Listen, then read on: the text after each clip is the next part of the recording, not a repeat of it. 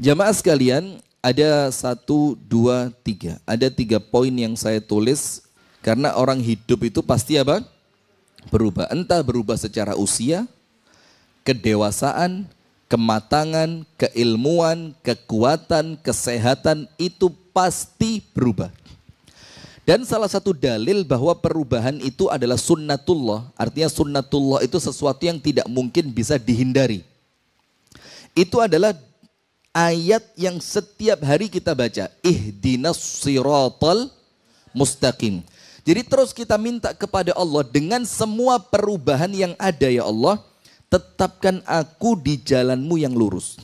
Jadi apapun yang berubah dalam hidup kita, tetap kita itu menetapi kebenaran. Jadi mau dalam keadaan perubahan, dulu belum punya anak, sekarang punya anak. Dulu tidak punya suami, sekarang punya suami. Dulu tidak punya istri, sekarang punya istri. Dulu belum punya cucu, sekarang punya cucu. Jadi setiap perubahan dalam hidup itu, kita minta sama Allah di setiap level perubahannya, kita tetap di atas jalannya Allah Subhanahu wa ta'ala.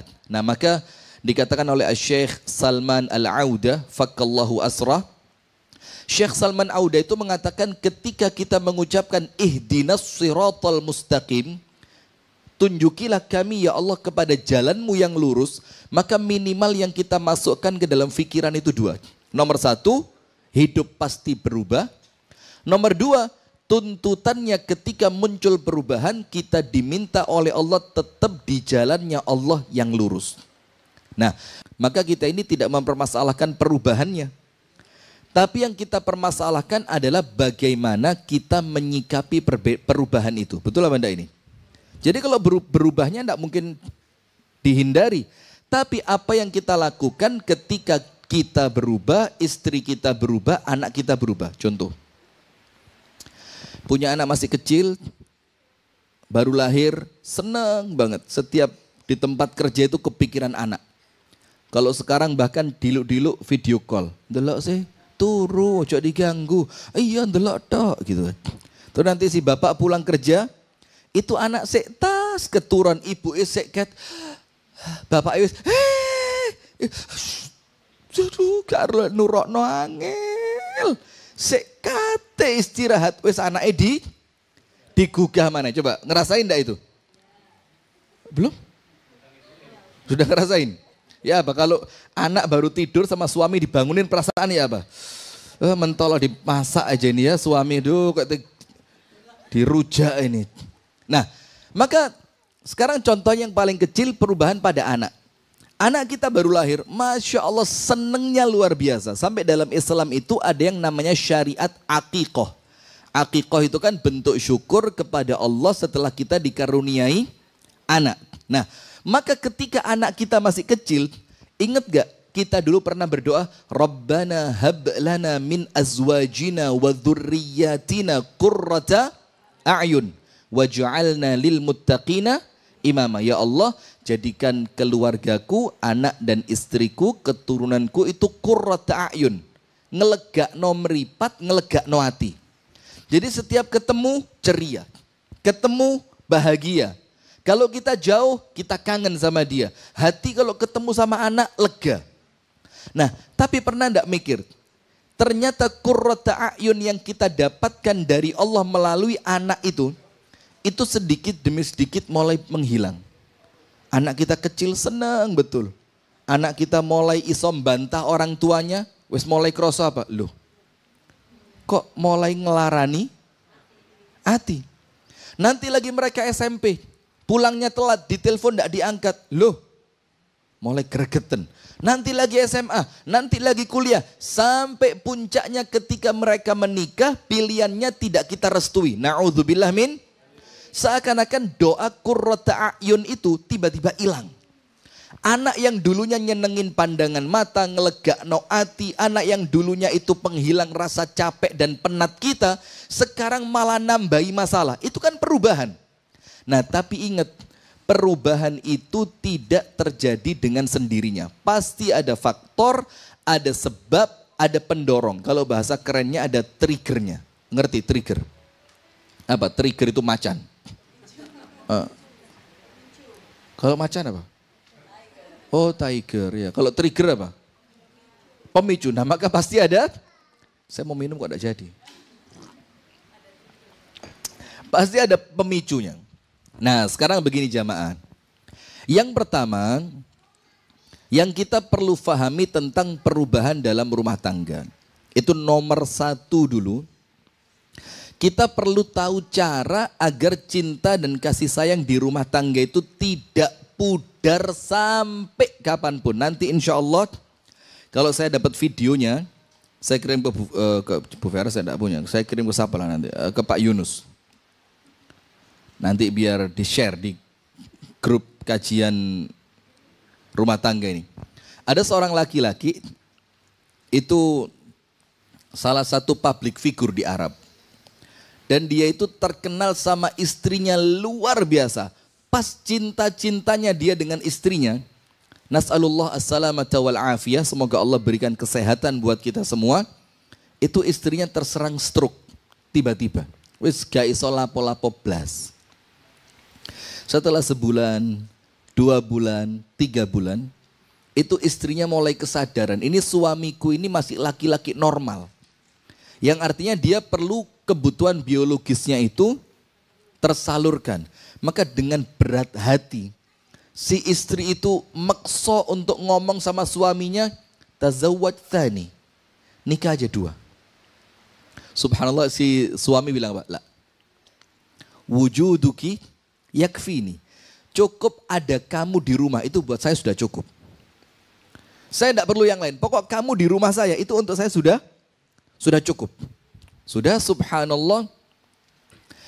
Sampai setelah jalan begitu lama si istri ini gak enak hati, bilang dipaksa suaminya, ayolah, tidak apa-apa. Selama kamu di rumah, kamu suami saya, kalau kamu sudah keluar ada anak-anak di rumah. Kata suaminya, enggak. Cukup bisa ngobrol sama kamu ini sudah hiburan besar buat saya. Sampai terakhir si istri meninggal. Setelah istrinya meninggal, ganti si anak yang ngomong sama bapaknya. Sudahlah Pak, bismillah, enggak apa-apa. Wong normalnya manusia itu butuh pasangan. Wong orang itu nikah, itu bukan sekedar ngomongnya cuma biologis. Orang itu nikah itu perlu teman ngobrol. Perlu temen yang di waktu malam dia ada temennya, macam-macam. Jadi bukan sekedar urusan apa? Biologis. Dia perlu temen ngobrol, perlu ya temen curhat segala macam. Sudah, sama anaknya disuruh nikah. Apa kata bapaknya tadi? Nak, cukup saya mengingat kisah dengan ibumu saja, itu sudah mencukupi semua kebahagiaan hati saya. Sampai terakhir si suami ini, sampai dia meninggal, dia tidak pernah membayangkan ada perempuan lain dalam hidupnya. Ini cerita yang nanti kita kasih penyeimbangnya. Ya ini pembukaan dulu, sabar. Nanti kita kasih penyeimbang. Nah, artinya di sini kita perlu tahu ini laki-laki bisa sehebat itu, tidak mungkin tanpa sebab. Nah, maka disampaikan oleh Syekh Muhammad Amin Asy-Shinqiti, ini penulis kitab tafsir Adwaul Bayan. Orang dari Mauritania. Orang Mauritania haji ke Saudi Arabia sama Raja Saudi waktu itu masih Raja Abdullah itu tidak boleh pulang. Diminta untuk menetap di Madinah dan dijadikan pengajar Masjid Nabawi resmi. Akhirnya sampai meninggal di Madinah dia. Nah, Syekh Muhammad Amin Asy-Shinqiti ini nulis kitab tafsir judulnya Adwaul Bayan. Nah, kemudian di salah satu tausiah beliau, Syekh Muhammad Amin Asy-Shinqiti ini menceritakan mengenai rahasia dawamul hub baina zaujain. Tetapnya rasa cinta antara suami dan istri. Sampai kapanpun cintanya tidak pudar. Walaupun orang sekarang ngomong pret. Tidak mungkin. Nah tapi tidak ada yang tidak mungkin. Nah maka kata beliau, untuk mendapatkan cinta yang langgeng dan selamanya, pasangan suami istri itu minimal harus punya 4 hal. Dan 4 hal ini adalah pondasi di dalam rumah tangga yang bahagia. Kalau hilang salah satunya, ini rumah tangga rusak sudah. Jangankan hilang 2, apalagi 3, apalagi 4-empatnya. Tapi sayangnya mohon maaf, rumah tangga kita sekarang rumah tangga tanpa ilmu.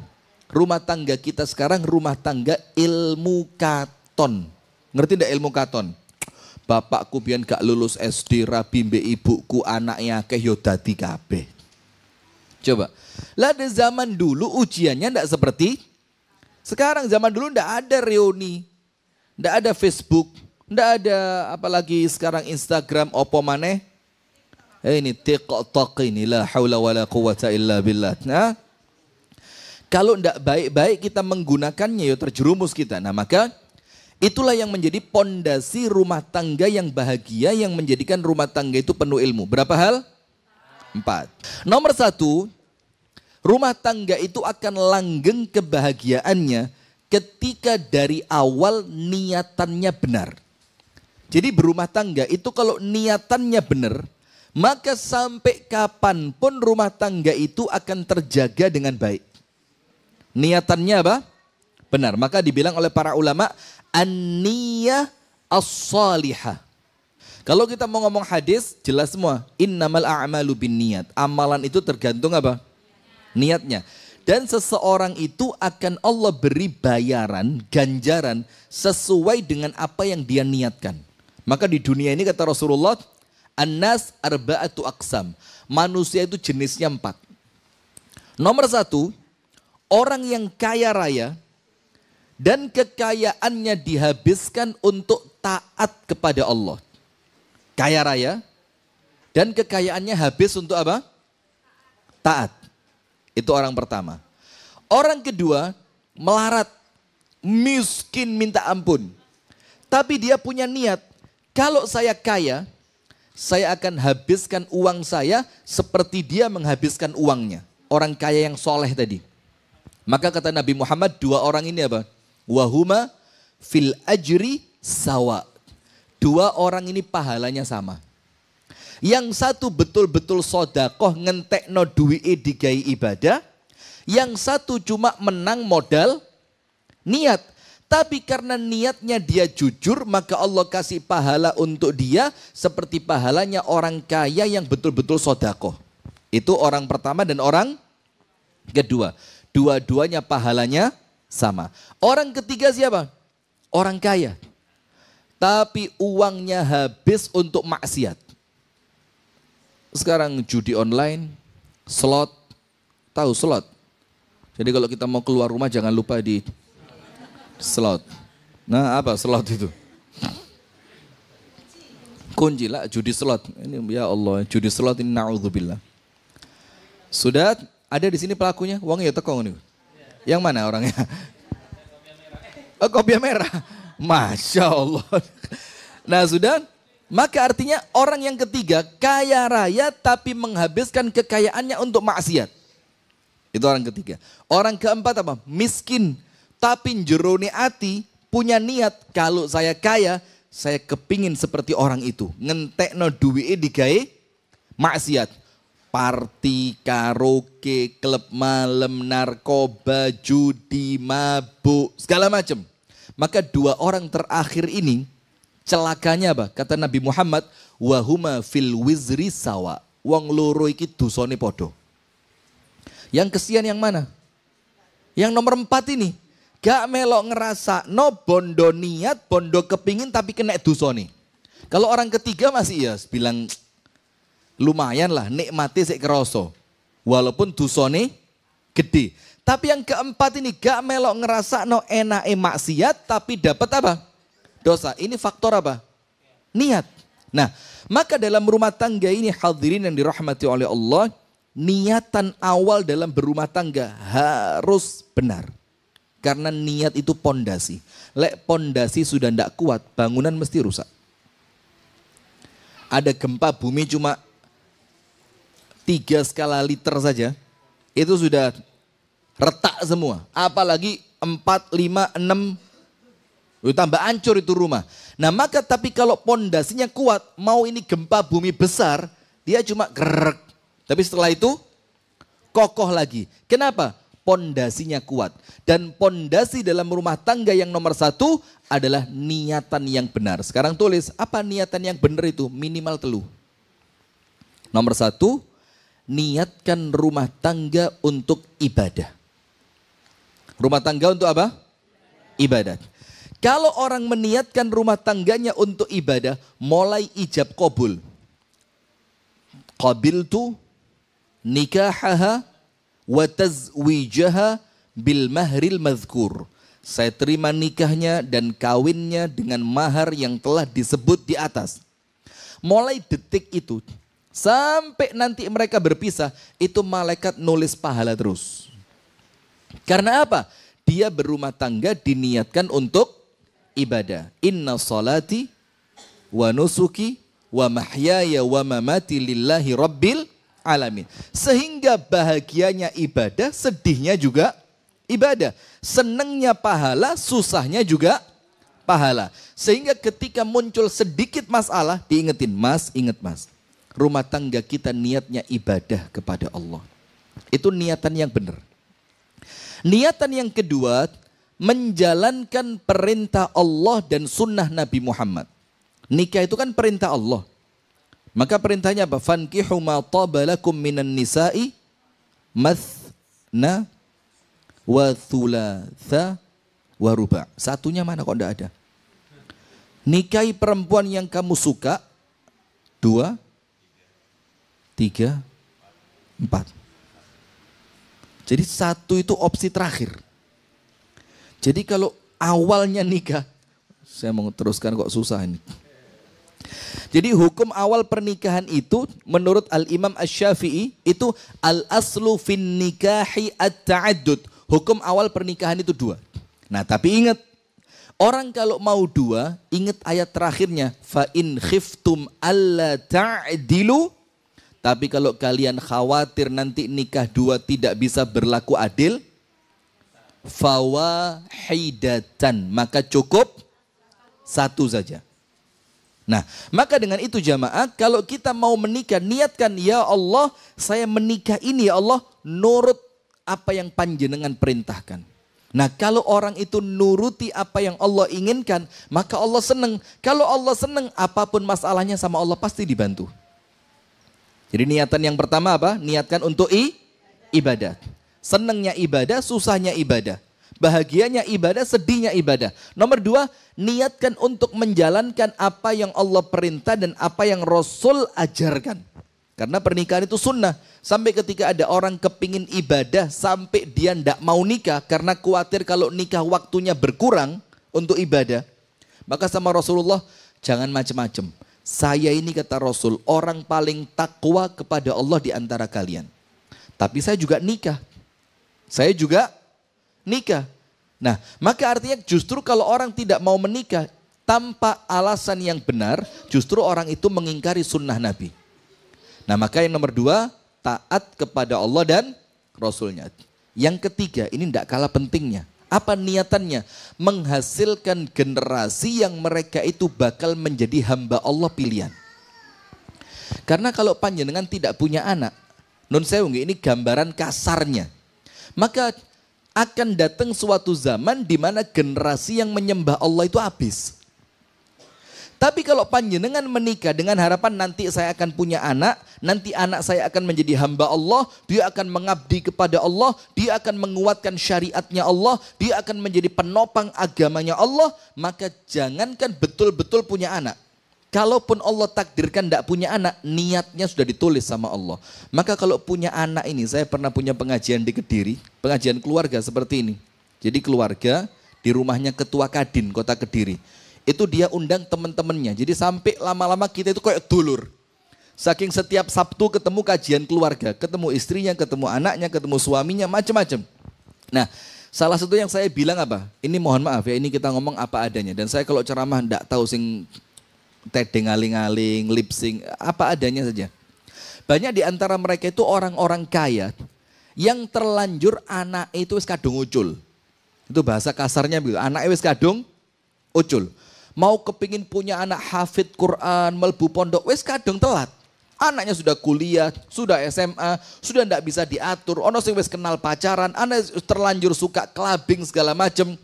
Saya bilang sama mereka, masih ada caranya supaya tidak ketinggalan fadilahnya punya anak yang solih itu. Bagaimana caranya? Ambil anaknya orang yang kurang mampu, sekolahkan di sekolahan yang terbaik. didik dengan pendidikan yang terbaik, cetak mereka menjadi hafidz Al-Quran, cetak mereka menjadi seorang alim di antara para ulama yang ada, maka Allah tidak akan zalim, pasti Anda pun keduman pahala nih. Keduman pahala nih. Apalagi kalau anak kita belum telat. Masih kecil, ya umur 2 tahun, 3 tahun, 4 tahun, di bawah 10 lah. Seiso dibentuk. Di bawah 10. Maka kalau Anda itu merasa orang tua sing kadung kasep gak iso ngaji, telat Ustadz, lidah saya ini kalau dipakai ngomong bot itu malah kecekluk. Gua akhirnya gak iso ngomong bot. Nanti malah gak iso ngomong. Ya sudah, kalau kamu merasa orang tua yang sudah terlanjur terlambat, paksa anakmu menjadi penyelamatmu. Bagaimana caranya? Anak saya harus hafidz Quran. Anak saya harus jadi anak yang soleh. Tapi diawali dari ikhtiar orang tua. Nah maka ini 3 niatan minimal untuk menjadikan rumah tangga kita tetap baik. Nomor 1, niatkan ibadah. Nomor 2, jadikan rumah tangga itu dalam rangka mentaati Allah dan Rasulnya. Nomor 3, supaya muncul generasi yang kelak mereka akan menjadi penyembah-penyembah Allah yang top-topan. Nah itu yang pertama, meluruskan niat. Yang kedua, caranya agar rumah tangga ini baik. Ini penting jamaah. Taqwa. Maka saya kalau ngaji, kemudian di rumah jamaah itu ada sesuatu yang kurang baik untuk rumah tangga muslim, saya tidak segen ngingetin. Pernah suatu hari ngaji di Araya Malang, perumahan Araya. Tahu Araya ya, yus perumahan mentereng lah untuk zaman itu. Sekarang wis kalah dengan yang namanya apa Suhat itu. Mas Efri, perumahan apa di Suhat itu, pesawat. Lah, Suhat. Pokok sudah zaman dulu Araya itu paling top. Sekarang sudah banyak saingannya ya.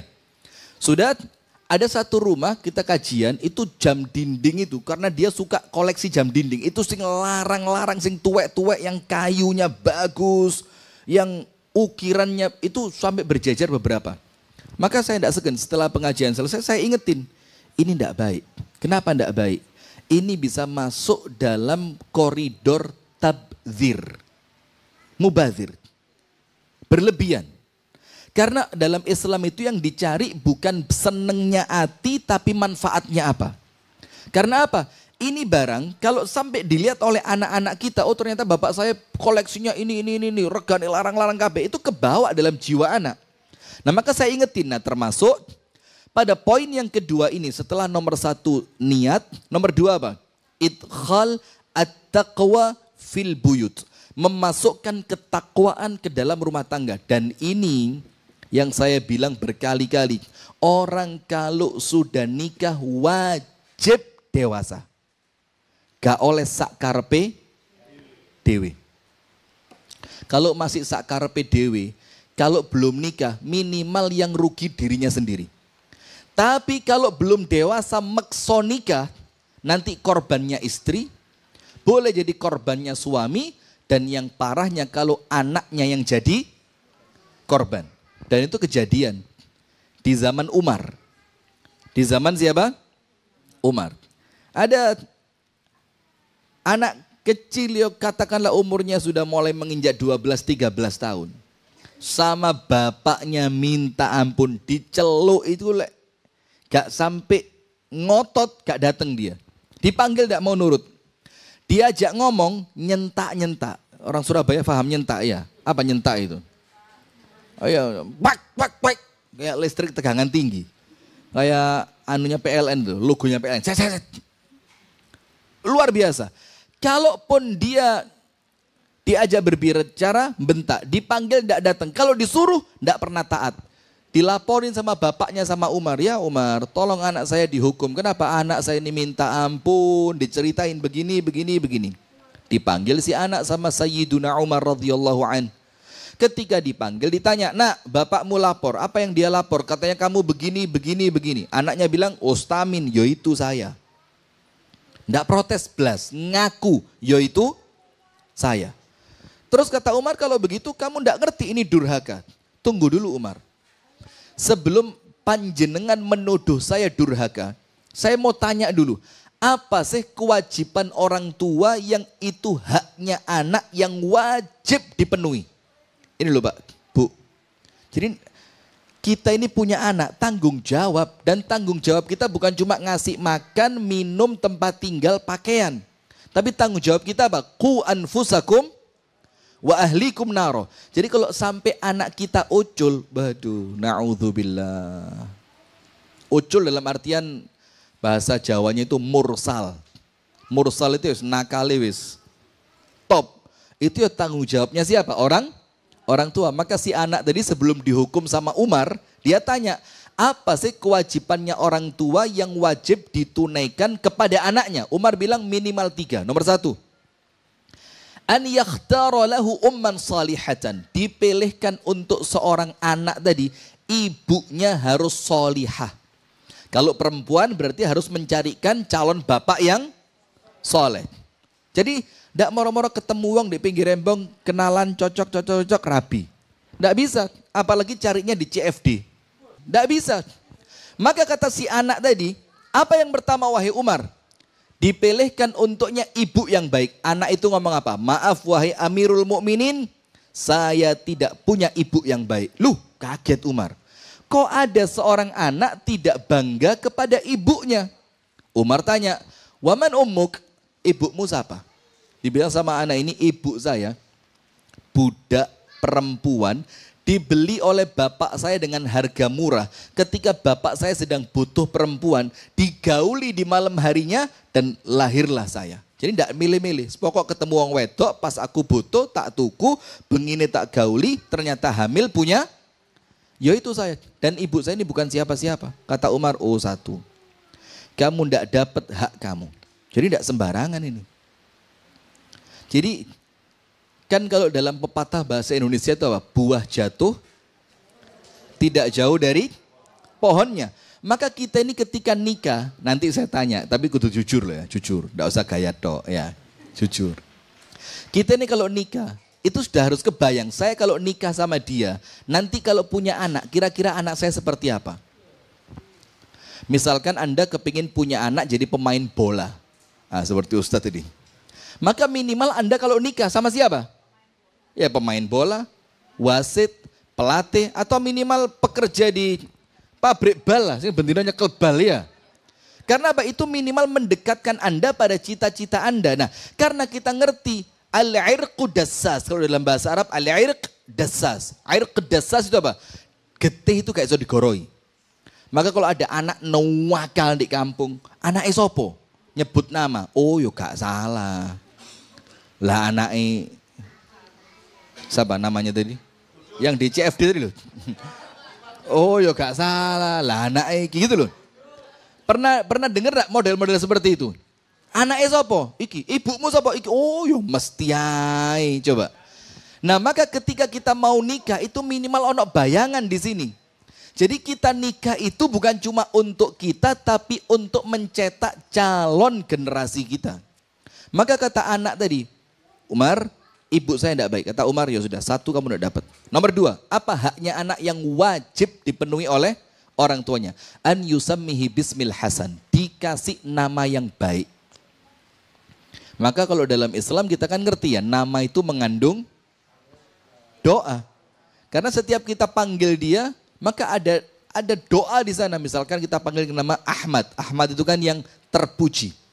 Ahmad itu minimal juruniati. Yang mana? Yang mana? Ahmad yang mana? Masya Allah. Ini orang Arab bilang al-ism yadullu alal musamma. Nama sesuai dengan yang diberi nama. Yo ini Masya Allah. Terpuji ya. Nah itu haknya anak yang wajib dipenuhi siapa? Orang tua. Anak tadi bilang apa? Maaf Umar, nama saya jelek. Ditanya, namamu siapa? Ismi Ju'al. Ju'al. Ju'al itu kalau bahasa Surabaya ini kecoa. Bayangin ada orang punya anak dikasih nama. Tapi Anda perlu tahu, Anda buka kitab Ar-Rahiqul Makhtum, Syekh Mubarak Furi, sejarah Nabi. Kenapa sih orang-orang Arab itu sebagian dari mereka memberi nama untuk anak mereka itu nama binatang buas. Asad, Namir, Zufar, Itu nama-nama binatang buas. Macan, singa, serigala, gagak yang cakarnya itu bisa nembus kulitnya badak. Itu zufar. Kenapa kok orang-orang Arab itu terbiasa dengan memberi nama anak mereka itu binatang buas? Karena mereka ngasih nama untuk anak mereka untuk musuhnya. Jadi untuk ngewedeni siapa? Lah mungkin si anak ini bapaknya musuhnya itu wedi kecoa. Jadi anaknya jadi korban. Jadi korbannya dikasih nama apa? Kecoa. Karena itu disiapkan untuk calon musuhnya nanti. Nah sudah, maka kata Umar, ya sudah, yang kedua kamu tidak dapat. Yang ketiga apa? An yu'allimahu al-kitab was sunnah. Bapak itu tanggung jawabnya mengajarkan untuk anak itu agama sing bener. Islam, Al-Quran dan sunnah, hadis. Kata anaknya, tidak bisa. Sama anaknya dibilang apa? Abi masyghul fi tijaratihi. Bapakku ini terlalu repot di dalam perniagaannya. Wes urusane pasar, bisnis, online shop, bungkus bahasanya apa kalau mau dikirim itu? Packing barang, sampai si anak ini tidak punya kesempatan untuk dididik Al-Quran dan As-Sunnah. Apa kata Umar? Nak, kamu pulang, durhaka ini bukan salahmu tapi salah bapakmu. Akhirnya anaknya disuruh pulang, bapaknya dipanggil, si bapak sama Umar dicambuk 8 kali cambukan karena kesalahannya mengorbankan siapa? Anaknya. Nah itu loh takwa tadi. Maka orang nikah itu kudus dewasa. Dia meninggalkan kesenangan pribadinya untuk kesenangan bersama. Maka termasuk TV ini. Televisi seperti ini mohon maaf. Sekarang kan ada televisi itu 18 plus. Ada tulisan gitu kan? 13 plus. Ditulis di pojok kiri atau di atas ditulisi. Nah itu supaya ada bimbingan dari orang tua. Nah tapi terkadang kita harus relakan ini keluar dari rumah kita. Karena apa? Loh, lah terus hiburanku apa? Ini kalau zaman sekarang gak manfaat, gak tahu didelok zaman sekarang. Karena sekarang hiburannya itu apa? HP, bahkan televisi sekarang sudah connect dengan handphone, bisa ngelihat YouTube munculnya di layar TV. Zaman dulu ini satu-satunya hiburan ini. Kalau mau lihat gosip yuk, kisah seputar selebritis. Ada lagi insert, ada lagi silet, mengupas berita artis setajam. Masih apal saya, Masya Allah. Ini mana korban silet ini? Hah? Artinya orang tua sudah mulai harus ngerti, saya tinggalkan kesenangan saya untuk kebaikan anak saya. Maka orang tua yang seneng ngopi ba'dal isya, itu sudah mulai harus dewasa, tinggalan. Karena ba'dal isya sampai subuh, itu waktunya istri dan anak. Tidak boleh di luar rumah. Kalau terpaksa mau ngopi, ajak istri, ajak anaknya. Tapi tempat ngopi di mana ngajak istri, ngajak anak yang bagus itu.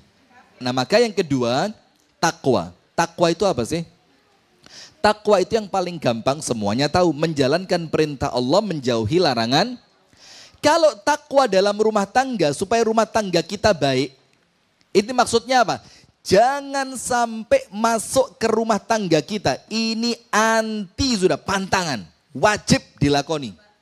Jangan sampai masuk ke rumah tangga saya sesuatu yang diharamkan oleh Allah. Dan tidak boleh di rumah tangga saya melalaikan perintah Allah. Maka tidak boleh di rumah kita ada orang yang tidur ketika azan subuh. Tidak boleh. Ini aku tuh abot ini. Karena yang kita inginkan juga sesuatu yang besar. Kita kepingin bahagia dunia sampai mana mungkin pengen bahagia dunia akhirat. Azan subuh ini istrinya masih tidur, anaknya masih tidur, bahkan bapaknya masih. Ini terus bahagia model apa yang Anda mau cari? Terus lagi, tidak boleh di rumah tangga itu ada kemaksiatan. Saya pernah jamaah, saya tidak nyebut tempat ya, karena sekarang online semua ini, saya khawatir nanti orangnya pas lihat atau ada temennya tahu video saya dipotong, dikirim nang wongi. Ada satu dulu pengajian binaan kami, kajian kitab Tauhid. Tapi untuk ibu-ibu yang sosialita, sing kalau ngaji itu pakai dress code. Dress code atau barcode? Dress code ya, pakai dress code.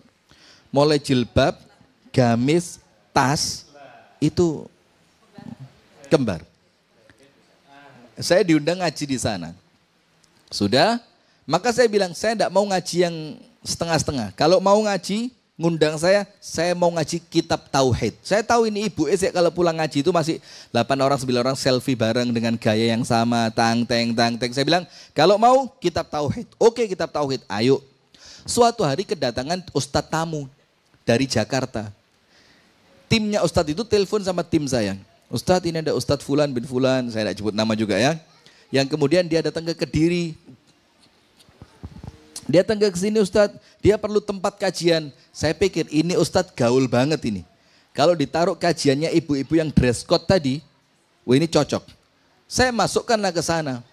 Anda tahu, itu di kajian, sebelum ngaji Ustadznya ngerokok. Tapi tak pikir, sudahlah ini ibu-ibu ya model begitu juga kan, ya pantes lah. Setelah selesai ngaji, tahu enggak, itu Ustadz ngeluarin organ. Ternyata dia komunikasi dengan Sohibul Bait, minta disiapkan organ. Nyanyi-nyanyi bareng ibu-ibu itu. La haula wa la quwata illa billah. Nah, maka dari situ hikmahnya apa jamaah? Jangan dimasukkan ke rumah kita kemaksiatan. Karena ini pasti ada pengaruhnya buat rumah tangga kita. Maka masukkan takwa dalam artian di rumah harus taat kepada Allah. Tidak boleh ada kemaksiatan terhadap Allah Ta'ala di rumah kita. Karena ini pengaruhnya besar. Waktu sholat, tidak boleh dengar sesuatu yang ngerusak iman, ngerusak takwa, ngerusak ibadah. Istri ngurung ono gosip, harus keras suami. Tidak boleh main-main ini. Loh, gosip itu apa? Anda buka surat An-Nur 19. Minimal tulisan dulu. Nanti di rumah dibuka. Tulisan Mbak. Yang pecinta-pecinta gosip sebelah sini loh. Anda buka nanti mbak-mbak ini. An-Nur 19. An-Nur 19. Innal ladzina yuhibbuna an tashi'al fahishatu fil ladzina amanu lahum adzabun alimun fid dunya wal akhirah. Orang-orang yang senang dengan tersebarnya berita buruk di kalangan orang yang beriman, Allah ancam azab pedih dunia akhirat. Allah ancam dengan apa? Azab yang pedih dunia sampai, karena apa? Tidak ikut menyebarkan, seneng dengan tersebarnya berita jelek di kalangan umat Islam. Itu Allah ancam azab. Anda bayangin jamaah, ini saya ngomong serius ini. Bagaimana kalau kemaksiatan tadi itu masuknya di rumah tangga kita. Istrinya sering dengerin gosip, suami sering dan seneng dengerin gosip, dan itu masuk di rumah tangga kita. Allah ancam dengan azab dunia sampai, coba. Terus apa perlu dilarang? Ya wajib. Itu poin kedua. Masukkan ke rumah tangga kita apa? Takwa. Apa pentingnya takwa? Semuanya tahu. Wa may yattaqillah yaj'al lahu makhraja. Orang kalau takwa ada masalah, Allah yang kasih jalan keluar. Wa yarzuqhu min haitsu la yahtasib. Rezeki Allah yang bikin lancar. Wa may yattaqillaha yaj'al lahu min amrihi yusra. Semua urusannya orang bertakwa Allah bikin gampang. Nah, kalau yang bertakwa itu suami, istri, anak, maka rumah tangga itu semuanya pasti mudah. Kenapa? Takwa. Takwa itu masukkan ke rumah kita semua bentuk ibadah dan keluarkan dari rumah kita semua bentuk kemaksiatan. Maka tidak boleh anak-anak kita ngoleksi foto Blackpink. Blackpink, betul ya? Bukan Black Kongguan, Blackpink. Terus di kamar anak kita masang poster K-pop. Itu nomor 2, takwa. Nomor 3, harus ada hadiyun Nabi. Tarossum hadiyun Nabi. Tarossum itu apa? Gambaran rumah tangga Nabi di rumah tangga kita. Karena apa? Nabi Muhammad itu uswatun hasanah. Maka suami yang baik, suami yang niru Nabi Muhammad. Orang tua yang baik, orang tua yang niru Nabi Muhammad. Istri yang baik, istri yang sesuai tuntunannya Nabi Muhammad. Anak-anak yang baik, anak-anak yang sesuai dengan perintahnya Nabi Muhammad. Itu pasti terbaik. Sekarang pertanyaannya, tahu dari mana gambaran rumah tangga Nabi bisa masuk ke rumah tangga kita kalau tidak pernah ngaji? Coba. Sementara kita ini dibayangi bahagia itu yang penting sogeh. Bahagia itu yang penting uang makan cukup, uang rekreasi ada, anak sekolah duitnya ada, kalau sakit berobat ke rumah sakit juga uangnya tersedia. Itu kesannya bahagia itu. Kalau nanti liburan kita tinggal pilih mau Batu, mau Pacet, mau Jawa Tengah, mau Jakarta, bahkan luar negeri mungkin KL mana? Kali, Kuala Lumpur ya, Kuala Lumpur atau NY, New York, Darsemoh, Masya Allah. Bukan cuma itu, kalau cuma itu jamaah, mohon maaf ya, apa bedanya rumah tangga muslim sama rumah tangga non-Islam? Podo, mereka yo itu bahagianya. Tapi kita ini kepingin bahagia, dimana kalau sudah masuk rumah, tenang gak kepingin metu maneh. Kalau kita di luar rumah, kepikiran, kapan bakal pulang. Itu yang kita mau, yang rumah tangga kita bakal bahagia. Maka harus ada gambaran rumah tangga Nabi. Contoh sedikit aja, contoh sedikit. Contoh ini ya mungkin basi ya, tapi kemudian ini yang memang perlu kita masukkan ke dalam rumah tangga kita. Rasulullah itu pernah minum air. Itu gelasnya barusan dipakai oleh Ibunda Aisyah. Ini supaya ada gambaran rumah tangga Nabi. Kesannya lebay, jembek mas, aduh kok. Kemudian ketika Rasulullah ngelihat Ibunda Aisyah habis minum, itu sama Rasulullah gelasnya diangkat. Ini saya lanjutkan aja ya. Terus Rasulullah padahal ya tahu bibirnya Ibunda Aisyah di sebelah sini. Tapi kalau langsung diminum di sebelah sini, Ibunda Aisyah tidak tahu bahwa Rasul nyari bekas bibirnya. Maka diputar sama Rasul.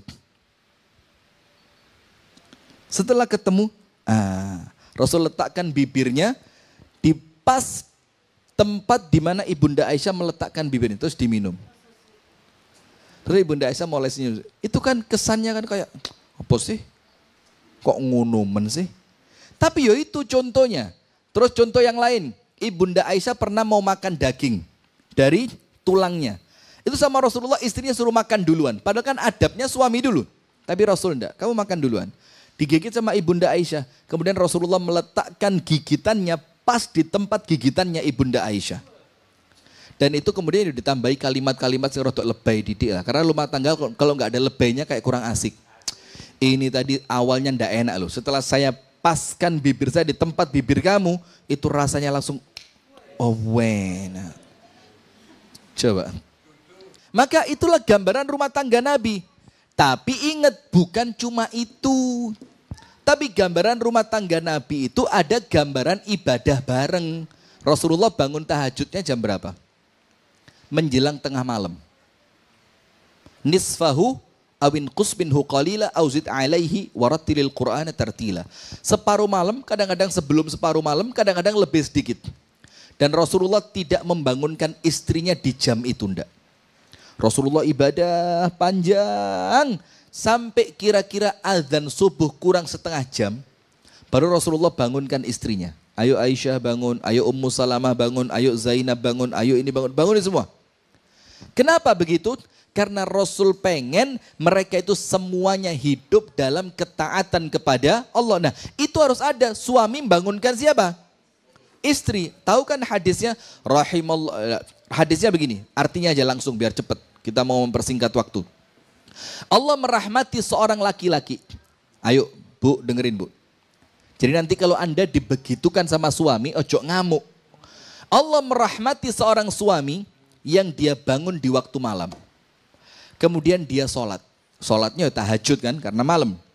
Kemudian setelah dia selesai beberapa rakaat, dia bangunkan istrinya. Dek, ayo dek bangun dek. Waktunya ibadah kepada Allah dek. Ini zaman fitnah dek. Ayo kita ibadah biar Allah selamatkan rumah tangga kita dari fitnah. Atau dengan kalimat-kalimat yang semacam itu. Kalau istrinya tidak mau bangun, diapain? Kerucuk. Ambil air dikit, dipercikkan air. Lalu dibangunkan. Kemudian mereka bangun berdua dan sholat berdua. Ini rumah tangga yang Allah rahmati. Ini gambaran rumah tangganya Nabi. Ojo mek sekedar makannya di lantai, habis minum dicari bekas bibir istrinya, lek garing mek ngono tok. Kita mau ada yang ibadahnya gitu loh. Nah, kemudian sebaliknya Allah merahmati seorang perempuan yang dia bangun di waktu malam kemudian sholat. Dan kemudian dia bangunkan suaminya. Kalau suaminya enggan bangun, dipercikkan air ke wajahnya, kemudian mereka sholat Lah ini loh jamaah. Ini yang kita kepingin betul-betul praktek melbu dalam rumah. Ini tarosum hadyu Nabi. Nomor 1 niat, nomor 2 takwa, nomor 3 gambaran rumah tangga Nabi yang masuk ke dalam rumah tangga kita. Yang terakhir, yang keempat, apa yang keempat? Doa. Kita ini kadang-kadang wis lali sama doa. Kita ini doa hanya kalau pas kepepet dok. Wis kelihatan suami mulai genit-genit. Ya Allah. Drotos banyu moto nih. Suami saya mulai genit ya Allah. Jangan-jangan. Wis mulai wedi. Ini doanya kuat. Tapi kalau pas nyaman, tenang, damai, rumah tangga baik, rezeki lancar, kesehatan bagus, lupa berdoa. Paling dungo ya normal lah. Rabbana atina fid dunya amin. Tidak ada rasa. Loh, saya saja masuk ke rumahnya orang kaya, mau minta bantuan, totok romo pak. Ngomong itu kok jeruni hati. Ngeregani. Lalu kita doa sama Allah. Al-Fatihah. Katanya, jangankan Allah Ta'ala, malaikatnya nyelentik. Kurang ajar. Gak ada ngomong Gusti Allah. Diselentik ini doanya tidak diangkat, dibuang sama malaikat. Nah, padahal rumah tangga kita itu akan baik kalau yang keempat ada unsur doa. Sayangnya, ini doa saja kita tidak ngerti bagaimana caranya, doanya apa, seperti apa adabnya, tidak ngerti. Bahkan doa suami istri kita tidak ngerti. Ayo mau dites satu-satu, coba mic. Langsung redek apa ini, sudah, tidak usah. Guyon mas, serius, tidak usah. Ini doa hubungan suami istri saja, yang itu pengaruhnya besar, kadang-kadang kita tidak ngerti. Bismillahi Allahumma barik lana fima razaqtana. Ini kan mau makan istri. Nah, doanya bismillah Allahumma jannibna syaitan wa jannibi syaitana ma razaqtana. Ya Allah, jauhkan kami dari setan dan jauhkan calon anak kami dari gangguan. Anda tahu keutamaannya apa? Kalau Allah takdirkan malam itu Allah karuniakan anak buat dia, maka itu anak dijamin tidak akan diganggu setan sampai meninggal dunia. Coba, penting apa enggak? Tapi sayangnya kita enggak hafal. Doanya Allahumma nikmat. Nikmat, setannya yo katut masuk ke sana, bisi, nyampuri segala macam, rusak anak kita. Atau doa-doa yang lain. Dan doa ini jamaah, Rasulullah bersabda, ta'arraf ilallahi firraha ya'rifka fisyiddat. Kenali Allah di waktu senengmu, maka Allah akan kenal menolongmu di waktu susahmu. Berarti kalau mau doanya di waktu sempit cepat terkabul, di waktu seneng harus banyak apa? Doa. Nabi Yunus tahu? Nabi Yunus dimakan ikan apa? Paus. Ketika Nabi Yunus dimakan ikan paus, masuk ke dalam laut yang paling bawah. Untuk paus itu, bahasanya apa ya? Mengendapkan yang dimakan sampai hancur, kemudian dia naik lagi ke atas. Itu disebutkan dalam Al-Quran, fi dhulumatin thalath. Nabi Yunus itu dilapis 3 kegelapan. Gelapnya malam, gelapnya dasar laut, gelapnya perut ikan paus. Tapi Nabi Yunus berdoa apa? La ilaha illa anta subhanaka inni kuntu. Hafal semua enggak? Itu doa terbaik. La ilaha illa anta, tidak ada yang berhak diibadai kecuali engkau ya Allah. Tauhid. Subhanaka, maha suci engkau ya Allah. Pujian kepada Allah. Inni kuntu minadh dhalimin, saya termasuk orang yang zalim, ngaku kakean dosa. Maka ketika Nabi Yusuf ngomong itu, Anda tahu malaikat di langit gempar. Dibilang apa? Ya Rab, sautun ma'ruf min makanin gharib. Ya Allah, ini suara kami kenal ya Allah. Ini suara sing biasanya wiritan ini. Tapi tempatnya kok aneh ya Allah. Dicari, keliling tidak ketemu. Allah perintahkan cari ke laut. Masuk ke laut, ketemu. Ternyata suaranya siapa? Nabi Yunus. Apa masalahnya kok Nabi Yunus itu di dalam perutnya paus, di dalam laut, kerungu suara nih. Apa Allah firmankan? Falaula annahu kana minal musabbihin lalabitha fi batnihi ila yaumi yub'atsun. Kalau sebelum hari ini, artinya biyen-biyene, dulunya Yunus ini tidak termasuk orang yang gemar bertasbih, akan tetap di perutnya ikan paus sampai kiamat. Berarti yang menyelamatkan bukan doanya saat itu, tapi keadaannya Nabi Yunus sebelum ditimpa masalah. Jadi kalau sebelum ditimpa masalah kudu akeh doa. Ya Allah, jauhkan rumah tanggaku dari fitnah. Ya Allah, kuatkan hati suamiku. Ya Allah, ridhokan hati istriku. Ya Allah, jadikan kami keluarga yang sakinah, mawaddah, warahmah. Ya Allah, jagakan anak-anakku. Ya Allah, solehkan mereka. Ya Allah, berkahi mereka. Terus doa. Pas ono masalah, Allah kenal. Kenapa? Karena waktu senang kita kenal sama Allah, waktu kita sedih kita dikenali oleh Allah. Dan ada satu ini cerita tentang doa luar biasa. Anda pernah dengar cerita perempuan di zaman Nabi Musa mandul enggak? Jadi perempuan mandul di zaman Nabi, pernah dengar? Ini ada perempuan di zaman Nabi Musa mandul. Nikah sama lebih dari beberapa orang laki-laki. Ada di cerita 4, 5, 6, 7. Nikah 7 kali. Tapi tetap si laki-laki itu menceraikan perempuan ini karena perempuan ini tidak bisa punya anak. Ganti suami tetap tidak punya anak. Si suami, mantan suami nikah ternyata punya anak. Berarti yang mandul si perempuan itu. Suatu hari si perempuan ini datang sama Nabi Musa. Dia bilang apa? Nabi Musa, engkau seorang nabi yang bisa langsung ngomong sama Allah Ta'ala. Tolong saya didoakan Musa. Apa mintamu? Mintakan kepada Allah supaya Allah karuniakan saya keturunan.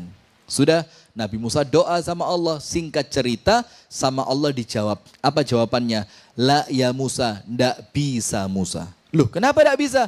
Inni katabtu annaha aqim.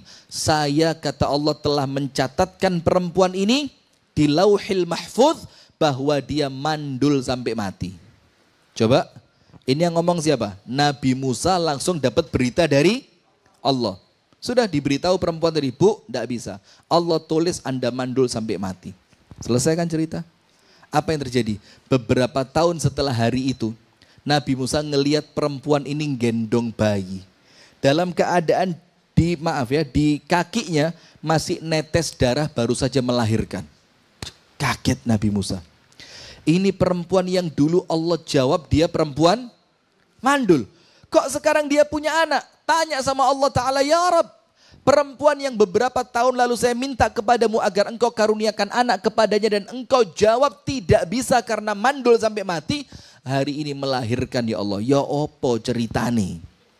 Apa jawabannya Allah Ta'ala kepada Nabi Musa? Ya Musa, innaha da'atni, thumma da'atni, wa alahat fi du'ai, hatta stahyaitu minha, fa'a'taituha su'laha. Musa, perempuan ini, setelah berpisah darimu saat itu, dia tidak putus asa. Dia berdoa, kuat dalam doanya. Sampai akhirnya saya malu, kata Allah, akhirnya aku beri apa yang dia minta. Itu loh doa. Artinya bahkan doa ini bisa merubah sesuatu yang mustahil. Kita ini baru dokter yang ngomong, oh mandul, ngeluh apa. Ini berita dari Allah lewat Nabi. Dia tidak putus asa, dia doa. Dia ngerti doa itu bisa merubah segalanya. Nah, maka mana mungkin rumah tangga kita akan baik kalau rumah tangga kita kering dari doa. Niat, takwa, gambaran rumah tangga Nabi. Yang terakhir, doa. Nah sekarang poin yang kedua. Wis, ini saya singkat saja. Ketika muncul masalah. Namanya rumah tangga kan, saapi-api tetap ono masalah. Namanya dua orang kumpul jadi satu. Iya enggak? Yang satu kepingin apa, yang satu kepingin apa. Yang satu seneng warna apa, yang satu enggak suka warna yang disenengi sama suaminya. Bekengkengan terus ini tiap hari. Nah maka ketika muncul masalah rumah tangga, ingat ibu-ibu yang dirahmati oleh Allah, An-Nisa 34. Surat apa? An-Nisa 34. Ar-rijalu qawwamuna 'alan nisa. Apa artinya? Laki-laki, cocok. Setuju dengan ayat itu? Setujunya kok rada berat ini. Setuju laki-laki itu pemimpin untuk wanita. Tapi ingat laki-laki, jadi pemimpin dengan dua syarat utama. Bima faddalallahu ba'dahum ala ba'd wa bima anfaqu. Syarat utamanya dua. Karena laki-laki itu punya kelebihan, Dan karena laki-laki itu membelanjakan hartanya untuk rumah tangganya. Jadi itu 2 syarat mutlak laki-laki menjadi pemimpin. Yang pertama punya kelebihan. Dan kelebihan itu minimal 2. Lebih ilmu, lebih ibadah. Tidak boleh laki-laki kalah ilmu sama istri, tidak boleh. Diguyu sampean. Tidak boleh laki-laki kalah ibadah, tidak boleh. Ibadahnya harus lebih kuat dibanding istri. Ketika ilmunya bagus, ibadahnya bagus, istri diarahkan, otomatis nurut, ngerti. Sami'na wa ata'na. Wong suamiku ilmunya bagus, ibadahnya juga bagus. Maka seorang perempuan yang diarahkan, manut apa enggak? Nurut, karena dia ngakoni. Oh iki apik. Syarat kedua, sedekah. Sedekah itu apa? Dia belanjakan hartanya untuk istrinya. Lah istri ini Pak, saele-elei istri lek dikai duit 2 miliar. Nggih Mas. Nggih. Panjenengan kersa napa? Oh nggih, saged. Mboten napa-napa. Alah gampil. Nggih. Mboten napa-napa. Estu mboten napa-napa. Uangnya berapa? Lah iki lek bulanan mepet.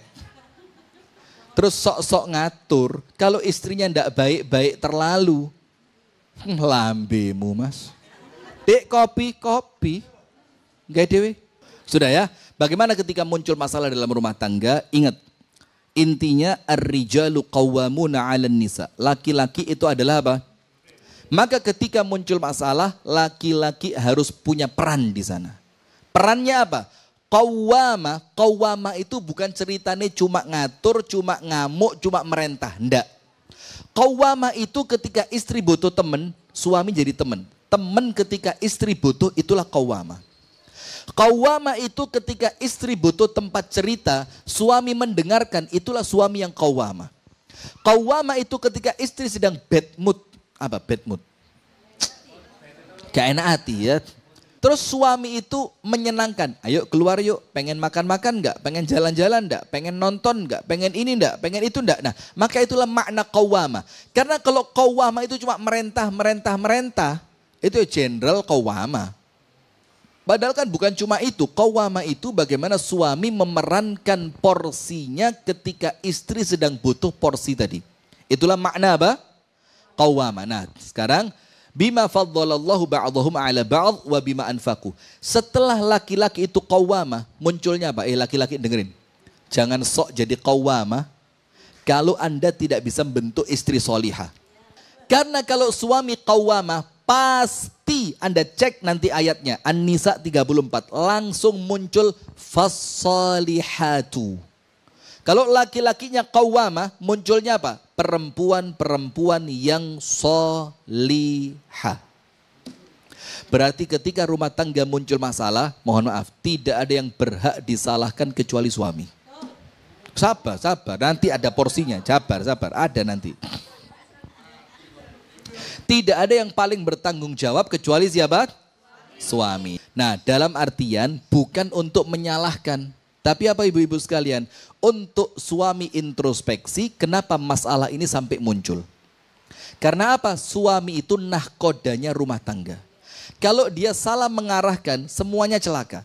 Kalau dia mengarahkan dengan benar, semuanya selamat. Nah, berarti poin pertama kalau rumah tangga ada masalah, suami harus apa? Introspeksi. Entah ibadahnya, atau akhlaknya, atau muamalahnya, atau pasti ada sesuatu yang salah dari suami. Yang kedua, ketika muncul masalah, ini kita tidak ngomong menyelesaikannya dulu, ini kita ngomong porsinya dulu ya. Suami pemimpin harus pegang kendali. Nomor 2, posisinya istri apa? Taat. Jadi kalau sudah muncul masalah dalam rumah tangga, istri jangan sok ngatur. Berikan porsi kepada suami untuk ngatur dulu. Anda posisinya apa? Nurut dulu. Taat itu bukan berarti meneng. Ketika suami minta masukan, maka taat itu beri masukan. Ketika suami minta waktu, maka taat itu berikan waktu kepada suami. Ketika suami minta bilang, wes kamu diem dulu. Maka saat itu taat sama suami Anda harus apa? Diam dulu. Berikan porsi kepada suami untuk menyelesaikan masalah.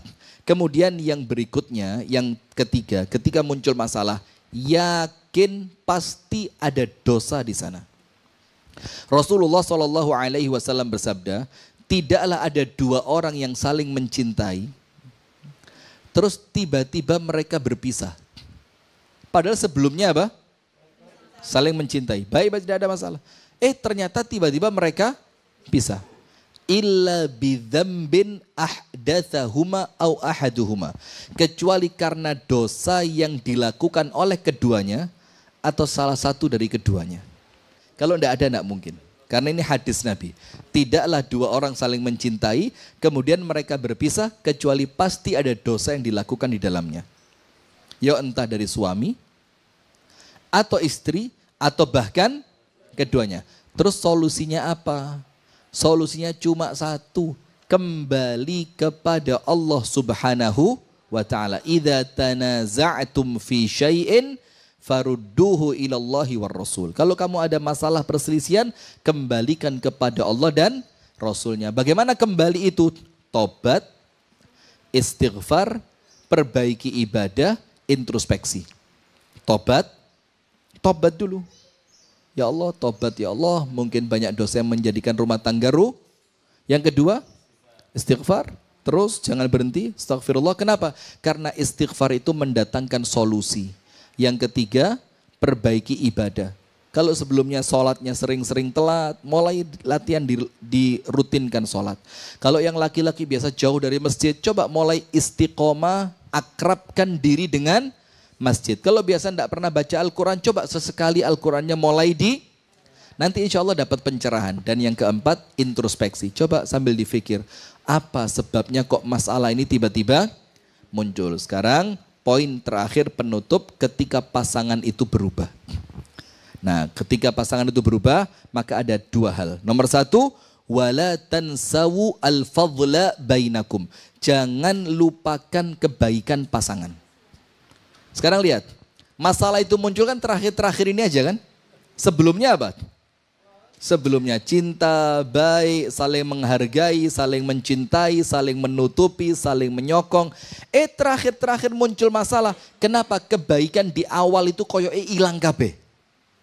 Maka caranya Allah Ta'ala ketika muncul masalah, ingat-ingat zaman dia masih baik dulu. Oh, suami saya dulu, walaupun sekarang seperti ini, tapi dulunya dia orang yang baik. Oh, dulunya dia itu yang senantiasa membahagiakan saya. Oh, dulunya dia itu yang senantiasa memberikan ini itu kepada saya. Oh, dia sama anak-anak tidak pernah lalai. Dia sama anak-anak tanggung jawabnya luar biasa. Kalau suami kepada istri, oh istriku itu walaupun sekarang mungkin tidak secantik dulu. Mungkin fisiknya tidak segemuk dulu. Karena sekarang mulai kurus. Kok diwalik ya? Tidak selangsing dulu. Tapi apa? Tapi zaman dulu saya sudah menikmati semuanya dari dia. Dia cukup sabar ngelayani saya. Dia cukup sabar dengan kerasnya hati saya. Jadi jangan lupakan kebaikannya. Karena mengingat kebaikan itu bisa jadi menutupi kesalahan. Jadi sing diiling ojo apa? Ojo elek itu. Kemudian Allah ajarkan di dalam Al-Quran surat An-Nisa 19. Tulis An-Nisa 19. Allah berfirman, wa'ashiruhunna bil ma'ruf. Pergauli istri kalian dengan cara yang ma'ruf. Ma'ruf itu standarnya berbeda. Ya pokok ma'ruf sesuai standar yang memang itu diinginkan oleh pasangan. Fa'in karihtumuhunna, kalau kalian benci kepada mereka, apa solusinya? Fa'asa an takrahu syai'an wa yaj'alallahu fihi khairan katsira. Boleh jadi dari istri yang kamu benci tadi, ternyata dia mendatangkan keberkahan, kebaikan yang sangat luar biasa. Apa kata Abdullah bin Abbas? Kalau suami sabar atas kekurangan istri, dan istri sabar atas kekurangan suami, Allah gantikan kekurangan itu, Allah gantikan dari kesabaran tadi dengan anak soleh yang akan membahagiakan mereka berdua. Jadi ijoli apa? Anak soleh. Jadi boleh jadi kalau Anda itu sabar, ya weslah sabar ya Allah, mungkin ini memang jalan hidup saya. Mungkin ini takdir yang engkau tuliskan untuk saya. Ketika sabar, ikhlas, ridho, taat sama Allah, pasrah, tawakal. Pokok wis sandar kepada Allah total, maka nanti lihat. Wong sabar itu lo gak suwe. Nanti setelah datang waktunya, Anda akan dikejutkan dengan surprise yang luar biasa dari Allah. Maka Rasulullah mengingatkan, la yafruku mu'minun mu'minatan. Tidak boleh suami membenci istri. Kenapa? Kalau dia benci satu sifatnya, dia akan dapati sifat-sifat lain yang dia cintai. Jadi ojo didelok, elek itu. Tapi dicari apanya? Baiknya. Karena kalau nyari elek gak ono, ente. Barakallahu fikum. Jadi saya ringkas di siang hari ini. Nomor 1, bagaimana menjaga keharmonisan rumah tangga? Ada 4. Niat, takwa, gambaran rumah tangga Nabi, doa. Terus bagaimana ketika muncul masalah? Ingat, porsi terbesar ada di tangan suami.